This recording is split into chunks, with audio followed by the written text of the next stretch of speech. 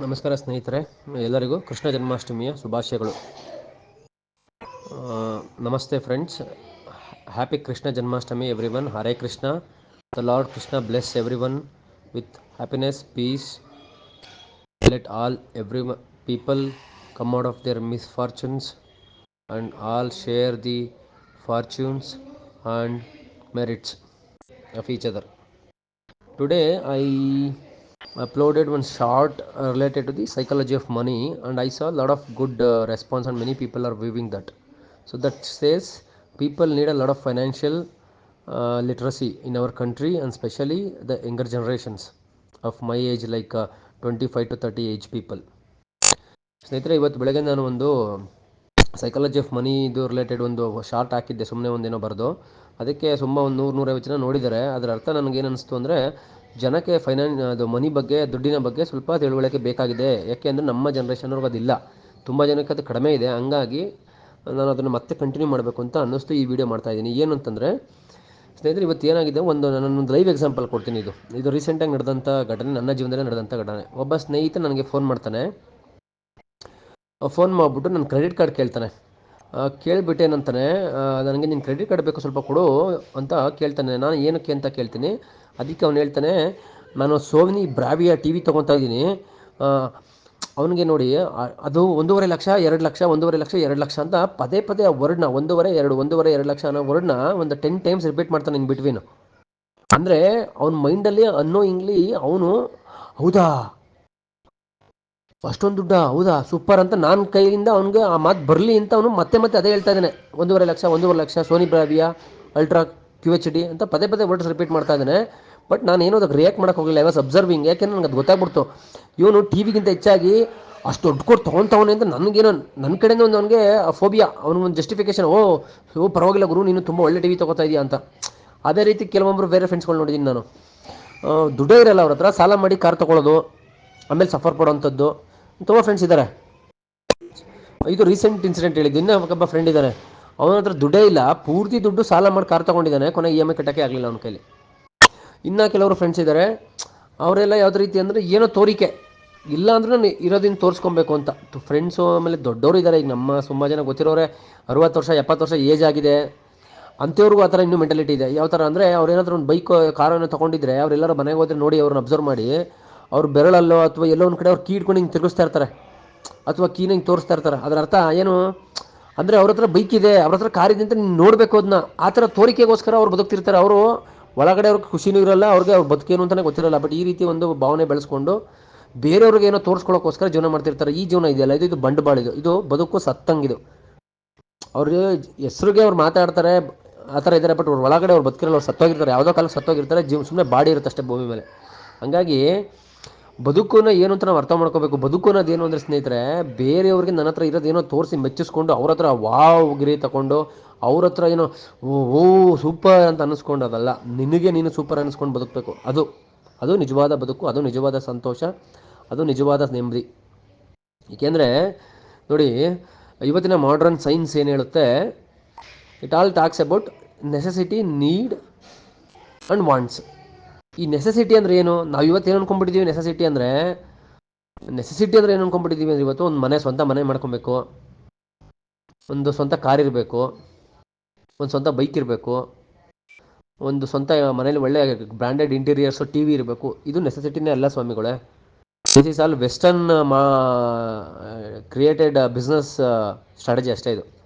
Okay, ನಿಜವಾದ necessity ಅಂದರೆ ಏನು ಅಂದರೆ ಸ್ನೇಹಿತರೆ, 3 ಹೇಳ್ತಾರೆ. ಒಂದು, ನಾನು ಸ್ವಲ್ಪ ಮಾಡ್ರನ್ನಾಗಿ ಹೇಳ್ತೀನಿ, ಸುಮ್ಮನೆ ವೇದದ ಕಾಲಕ್ಕೆ ಹೋಗಲ್ಲ. ಮೊದಲನೇದು ನಿಜವಾದ ನೆಸೆಸಿಟಿ ಸ್ನೇಹಿತರೆ, ನೆಮ್ಮದಿಯಾಗಿ ಮಲ್ಕೊಂಡ ತಕ್ಷಣ ವಿತಿನ್ 10-20 ಮಿನಿಟ್ಸ್ ಒಳಗಡೆ ನಿದ್ದೆ ಬರಬೇಕು. ಅದು ಮೊದಲನೇ ನೆಸೆಸಿಟಿ. ಎರಡನೇ ನೆಸೆಸಿಟಿ ಸ್ನೇಹಿತರೆ, ದಿನದಲ್ಲಿ ಮನುಷ್ಯನಿಗೆ ಚೆನ್ನಾಗಿ ಹೊಟ್ಟೆ ಹಸುವಾಗಬೇಕು. ಅವ್ನಿಗೆ ಹೊಟ್ಟೆ ಹಸುವಾಗಬೇಕು, ಅದಕ್ಕೆ ಹೊಟ್ಟೆಗೆ ಊಟ ಸಿಗಬೇಕು ಅವನಿಗೆ, ಅದು ಎರಡನೇ ನೆಸೆಸಿಟಿ. ಮೂರನೇ ನೆಸೆಸಿಟಿ ಸ್ನೇಹಿತರೆ, ಅವನಿಗೆ ಫ್ರೀಡಮ್ ಇರಬೇಕು. ಫ್ರೀಡಮ್ ಯಾವ ಥರ ಅಂದರೆ, ಅವನು ಅಂದ್ಕೊಂಡಿದ್ದ ಕೆಲಸನ ಅವ್ನು ಅಂದ್ಕೊಂಡಿದ್ದ ಟೈಮಲ್ಲಿ ಮಾಡೋಷ್ಟು ಫ್ರೀಡಮ್ ಇರಬೇಕು. ಅದು ಮೂರನೇ ನೆಸೆಸಿಟಿ. ನಾಲ್ಕನೇ ನೆಸೆಸಿಟಿ, ಮನೆ ಒಳಗಡೆ ಅವನಿಗೆ ನೆಮ್ಮದಿ ಇರಬೇಕು. ನೆಮ್ಮದಿ, ಈಗ ನೆಮ್ಮದಿ ಯಾಕೆ ನಲ್ಲಿ ನಿದ್ದೆಗೆ ಹೊಟ್ಟೋಯ್ತಲ್ಲ, ಅಲ್ಲಿ ನೆಮ್ಮದಿ ಇಲ್ಲ ಅಂದ್ರೆ ನಿದ್ದೆ ಬರಲ್ಲ ಮಲ್ಕೊಂಡ ತಕ್ಷಣ, ಆಯಿತಾ.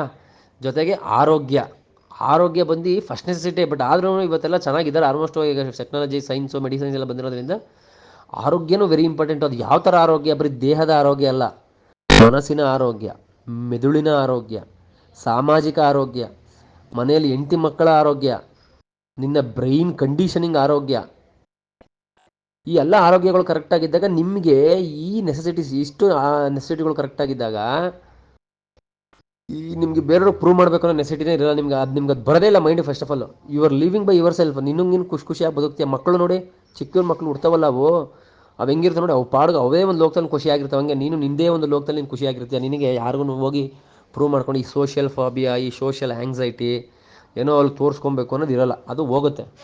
ಸೊ ಅದನ್ನು ಎಲ್ಲಿ ಸಂಪಾದನೆ ಮಾಡೋದು? ಈಗ ಎಕ್ಸಾಂಪಲ್ ನೋಡಿ, ನಿಮ್ಗೆ ಖುಷಿಗೋಸ್ಕರ ಎಲ್ಲರೂ ಬದುಕ್ತಿರೋದು ಸಂತೋಷ, ನೆಮ್ಮದಿಗೆ. ಕಾರ್ ತೊಗೊತೀಯಾ? ಇಲ್ಲ, ಕಾರ್ ಒಂದು ವಾರ ಹೋಗುತ್ತೆ. ನೀನು ಏನೇ ಮಾಡಿದ್ರು ಅದು ಟೆಂಪ್ರರಿ ಕಂಫರ್ಟ್ಸು. ಬಟ್ ನಿಜವಾದ ಸಂತೋಷ ನಿನ್ನ ಒಳಗಡೆ ಇದೆ, ನಿನ್ನ ಒರಿಜಿನಲ್ ನೇಚರು. ನೀನು ಯಾರು? ನೀನು ಈ ಯೂನಿವರ್ಸ್, ನೀನೇ ಯೂನಿವರ್ಸು. ನೀನೇ ಯೂನಿವರ್ಸ್ ಅಂದರೆ ನೀನು ಯೂನಿವರ್ಸ್ನ ಒಂದು ಅಂಶ ಅಷ್ಟೇ. ನಿನ್ನ ಒಳಗಡೆ ಯೂನಿವರ್ಸ್ ಇದೆ, ಅದನ್ನು ಹುಡುಕು.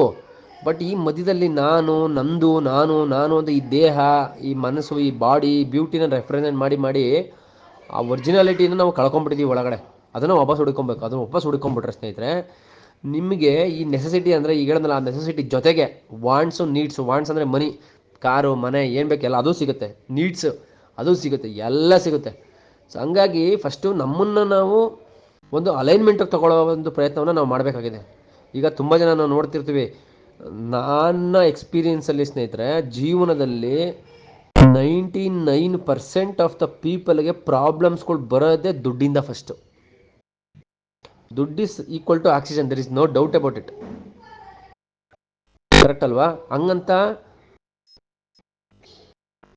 ದುಡ್ಡೇ ಅಲ್ಲ. ಬಟ್ ನಿಮ್ಮ ಒಂದು ಸ್ಟೇಟ್ ಆಫ್ ಮೈಂಡನ್ನು ಒಂದು ನೀವು ಈಕ್ವಾನಿಮಿಟಿಗೆ ತಗೊಂಡು ನೀವೊಂದು ನೆಮ್ಮದಿ, ಸಂತೋಷವನ್ನು ಒಳಗಡೆಯಿಂದ ನೀವು ಪಡ್ಕೊಂಡ್ರೆ, ಈ ದುಡ್ಡು ಅನ್ನೋದು ಆಟೋಮ್ಯಾಟಿಕಾಗಿ ತಾನೇ ನಿಮ್ಮ ಜೀವನಕ್ಕೆ ಬರೋಕ್ಕೆ ಸ್ಟಾರ್ಟ್ ಮಾಡುತ್ತೆ. ನೀವು ನೆಮ್ಮದಿಯಾಗಿ ಬದುಕ್ತೀರಾ. ಅವಾಗ ಯಾಕೆ ಅಂದರೆ, ಆಗ ನಿಮಗೆ ಬದುಕೋಕ್ಕೆ ಇಷ್ಟು ದುಡ್ಡು ಬೇಕಾಗಲ್ಲ, ಇಷ್ಟೇ ದುಡ್ಡು ಸಾಕು ಅಂತ ನಿಮ್ಗೆ ಅದು ಅರ್ಥ ಆಗುತ್ತೆ. ಸೊ ಹಂಗಾಗಿ ಈ ಉಪೇಂದ್ರನ ಪಿಕ್ಚರ್ಗಳೆಲ್ಲ ನೋಡಿ, ಉಪ್ಪಿಟ್ಟು ಅದರಲ್ಲೆಲ್ಲ ನೋಡಿ ನೀವು, ಪ್ರತಿಯೊಂದು ಡೈಲಾಗ್ಗಳಲ್ಲೂ ಒಂದೊಂದು ಒಳ್ಳೆ ಡೀಪ್ ಮೀನಿಂಗ್ಸ್ ಇದೆ. ಬಟ್ ನಮ್ಮ ಜನಕ್ಕೆ ಅರ್ಥ ಆಗಲ್ಲ. ಅದಕ್ಕೆ ಅವ್ನು ಕೊನೆಯಲ್ಲಿ ಬುದ್ಧಿವಂತರಿಗೆ ಮಾತ್ರ ಅಂತ ಮೆನ್ಷನ್ ಮಾಡ್ಬಿಡ್ತಾನೆ. ಸೊ ಹಾಗಾಗಿ ಎಲ್ಲರೂ ಕೂಡ ಮೆಡಿಟೇಷನ್ ಪ್ರಾಕ್ಟೀಸ್ ಮಾಡಿ. ಏನು ಮೆಡಿಟೇಷನ್ ಮಾಡಿದೆ ಬೆಸ್ಟು? ಈಗ ನಾನು ಒಂದು 10 ವರ್ಷದಿಂದ ನಾನು ರಿಸರ್ಚ್ ಮಾಡಿದ್ದೀನಿ ಮೆಡಿಟೇಷನ್ ಮೇಲೆ. ನಾನು 10 ವರ್ಷದಿಂದ ಎಲ್ಲ ಥರದನ್ನು ಯೂಟ್ಯೂಬ್ ವೀಡಿಯೋಸ್ ಆಗಲಿ ಎಲ್ಲ ನೋಡಿದ್ದೀನಿ. ಸೊ ನಾನು ಯಾರನ್ನೂ ಇಲ್ಲಿ ಸಪ್ಪು ಸರಿ ಅಂತ ಹೇಳೋಕ್ಕೆ ಹೋಗಲ್ಲ. ಎಲ್ಲರೂ ಅವ್ರವ್ರ ರೀತಿಯಲ್ಲಿ ಮಾಡ್ತಾ ಇದ್ದಾರೆ. ಎಲ್ಲವೂ ಒಂದೊಂದು ರೀತಿ ಬೆನಿಫಿಟ್ಸ್ ಇದೆ ಮನುಷ್ಯನಿಗೆ. ಬಟ್ ನಾನು ಕಂಡುಕೊಂಡಂತಹ ಸತ್ಯ, ದ ಬೆಸ್ಟ್ ಮೆಡಿಟೇಷನ್ ನಾನು ಕಂಡುಕೊಂಡಂಥದ್ದು www.dhamma.org ಅಂತ ಒಂದು ವೆಬ್ಸೈಟ್ ಇದೆ. ಅಲ್ಲಿ SN ಗೋಯಂಕಾಜಿ ಅಂತ, ಅವರಿಗೆ ಪದ್ಮ ವಿಭೂಷಣ ಪ್ರಶಸ್ತಿನೂ ಬಂದಿದೆ ನಮ್ಮ ಸೆಂಟ್ರಲ್ ಗೌರ್ಮೆಂಟಿಂದ 2012ರಲ್ಲಿ. ಅವರು ಸ್ಥಾಪನೆ ಮಾಡಿದಂಥ ಒಂದು ಸಂಸ್ಥೆ. ಆ ಸಂಸ್ಥೆಯಲ್ಲಿ ನಮ್ಮ ಅಂಬೇಡ್ಕರ್ ಅವರು ಬರೆದಂಥ ನಿಜವಾದ ಪ್ರಜಾಪ್ರಭುತ್ವ, ಜನರಿಂದ ಜನರಿಗಾಗಿ ಜನರಿಗೋಸ್ಕರನೇ ನಡೀತಾ ಇರೋವಂಥ ಒಂದು ಪ್ರಜಾಪ್ರಭುತ್ವ ವ್ಯವಸ್ಥೆ, ಅಲ್ಲಿ ಸತ್ಯವಾದ ಪ್ರಜಾಪ್ರಭುತ್ವ ವ್ಯವಸ್ಥೆ, ಧರ್ಮದ ವ್ಯವಸ್ಥೆ, ಕರ್ಮದ ವ್ಯವಸ್ಥೆ, ಏನು ಹೇಳ್ತಾರೆ ಅದಕ್ಕೆ, ಸತ್ಯ ವಾಚ ಮನಸ್ಸು ಅಂತ ಏನೋ ಹೇಳ್ತಾರಲ್ಲ, ನಮ್ಗೆ ಬರೋಲ್ಲ. ಅದಕ್ಕೆ ನಾವು ಅಷ್ಟೊಂದು ಡೀಪ್ ಬ್ಲೈಂಡ್ ಯಾವುದು ಬಾಯ್ಪಾಠ ಮಾಡೋಕ್ಕೋಗಲ್ಲ. ನಮ್ಮದು ಪ್ರಾಕ್ಟಿಕಲ್ ಅಪ್ರೋಚ್. ನಮ್ಮದು ಪ್ರಾಕ್ಟಿಕಲ್ ಆಗಿರಬೇಕೆಲ್ಲ ಅಂತ. ನಾನು practical, technical, logical, this is our approach. ಯಾಕೆಂದರೆ ನಾನು ಒಬ್ಬ ಇಂಜಿನಿಯರ್ ಸ್ಟೂಡೆಂಟು, ನಾನೊಬ್ಬ ಫಿಸಿಕ್ಸ್ ಸ್ಟೂಡೆಂಟು, ನಾನು ಕೆಮಿಸ್ಟ್ರಿ ಸ್ಟೂಡೆಂಟು, ನಾನು ಮ್ಯಾಥಮೆಟಿಕ್ಸ್ ಸ್ಟೂಡೆಂಟ್ಸು, ಬಯಾಲಜಿ ಸ್ಟೂಡೆಂಟ್ಸ್. ನಾನು ಸೈನ್ಸ್ನ ನಂಬ್ತೀನಿ. ಆದರೆ ಸೈನ್ಸ್ ಯಾವ ಸೈನ್ಸು? Real pure science. ಈಗ ಸೈನ್ಸ್ನ ಬಿಸ್ನೆಸ್ ಮಾಡ್ಕೊಂಡು ಬಂಡವಾಳ ಮಾಡ್ಕೊಂಡು ನಾಶ ಮಾಡ್ತಾರಲ್ಲ, ಈ ಸೈನ್ಸ್ನಲ್ಲ. Pure science, the pure Indian ಸೈನ್ಸೇ ಬೇರೆ. ಇವಾಗ ನಾವು ಕರೀತಾರೋ ಸೈನ್ಸೇ ಬೇರೆ. ಇವಾಗ ಇರೋದು ಸೈನ್ಸ್ ಅನ್ನೋ ಹೆಸರಲ್ಲಿ ಎಕ್ಸ್ಪ್ಲಾಟೇಷನ್. ಆ dhamma.org-ನಲ್ಲಿ 10 ದಿನದ ಒಂದು ಶಿಬಿರವನ್ನು ಮಾಡ್ತಾರೆ, ವಿಪಾಸನಾ ಶಿಬಿರ. 10 ದಿನ ಮೌನವಾಗಿರಬೇಕು ನೀವು. ನಿಮಗೆ ಮೊಬೈಲು ಗಿಬೈಲು ಎಕ್ಸ್ಟರ್ನಲ್ ವರ್ಲ್ಡ್ಗೆ ಆಕ್ಸೆಸ್ಸೇ ಇರಲ್ಲ. ಅಲ್ಲಿ ಹೋಗಿ ನಿಮಗೆ ಒಳ್ಳೆ ಮೆಡಿಟೇಷನ್ ಹೇಳ್ಕೊಡ್ತಾರೆ ಅವರು. 10 ದಿನ ಹೋಗಿ ನೀವು, ಅದ್ಮೇಲೆ ಉಚಿತ ನೋಡಿ, ಇದು ಉಚಿತ, ಪ್ರತಿಯೊಬ್ಬರಿಗೂ ಇದು ಆಕ್ಸೆಸ್ ಇದೆ. ಹೋಗಿ ಉಪಯೋಗಿಸ್ಕೊಳ್ಳಿ. ಯಾರಾದರೂ ಒಬ್ಬರು ಹೋಗ್ಬಿಟ್ಟು, ನಾನಿವಾಗ ಈ ವಿಡಿಯೋ ಮಾಡಿ ಹೇಳಿರೋದಕ್ಕೆ ಯಾರು ಒಬ್ಬರು ಹೋಗಿ ಮಾಡ್ಕೊಂಡು ಬಂದುಬಿಟ್ರೆ, ನಾನು ಈ ವಿಡಿಯೋ ಮಾಡಿದ್ಕೋ ಸಾರ್ಥಕ. ದಯವಿಟ್ಟು ಈ ವಿಡಿಯೋನ ಪೂರ್ತಿ ಕೇಳಿ. ಒಬ್ಬರಾರ 1,000 ಜನ ನೋಡಿದ್ರೆ ಒಬ್ಬರಾರ ಈ ಒಂದು ಮೆಡಿಟೇಷನ್ನ ಹೋಗಿ ಮಾಡ್ಕೊಂಡು ಬನ್ನಿ. 10 ದಿನ ಸುಮ್ಮನೆ ಏನೋ ಕೆಲಸ ಇಲ್ಲ, ಬಿಡೋ ಟೈಮ್ ಪಾಸ್ ಆಗುತ್ತೆ ಅಂತ ಹೋಗಿ. ಏನು ಎಕ್ಸ್ಪೆಕ್ಟೇಷನ್ ಇಟ್ಕೊಂಬೇಡಿ. ಇದ್ರಲ್ಲಿ ಹೋಗಿ ನನಗೇನೋ ಆಗ್ಬಿಡ್ತದೆ, ನನಗೇನೋ ಸಿಕ್ಬಿಡುತ್ತೆ, ಏನು ಬೇಡ. ಬ್ಲೈಂಡ್ ಏನೋ ಬಿಡೋ ಒಂದು 10 ದಿನ ಎಲ್ಲ ಟೈಮ್ ವೇಸ್ಟ್ ಮಾಡ್ತಾಯಿದ್ದೀನಿ ಅಂದ್ಕೊಂಡು ಹೋಗಿ. ಅಲ್ಲಿ 10 ದಿನ ಏನೇ ಕಷ್ಟ ಆದರೂ ಎದ್ದು ಮಾತ್ರ ಬರಬೇಡಿ.